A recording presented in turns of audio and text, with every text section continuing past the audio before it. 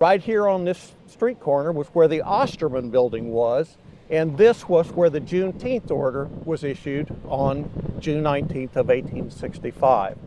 So having the slave market across the street from the Juneteenth location is very interesting. And then we have all these connections with the Civil War here. That's one of the reasons I call this the Civil War corner of Galveston. The location here between Galveston and Houston was by far and away the most important part of Texas. And so both sides during the Civil War viewed this Galveston area as the key to Texas.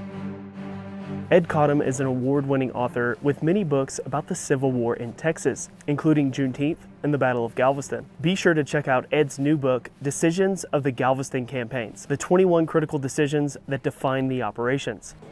Yeah, that was the first Confederate headquarters in Texas, really, was in that building, and the Lone Star Rifles, which was Company L of Hood's Texas Brigade, ultimately drilled on the third floor there.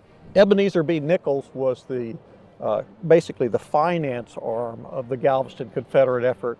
And so very early on, he was sent over to New Orleans to try to get some money to finance the Confederate war effort. But, you know, there weren't a lot of people willing to loan an outfit in the process of rebellion money. So Nichols actually put his own credit on the line to do that. His house was over on Broadway, right next to Ashton Villa. It's where the Seatley Mansion is today. And it was a very impressive house at the time. He actually had a bowling alley in the backyard, which was kind of unusual for the time. That is very unusual.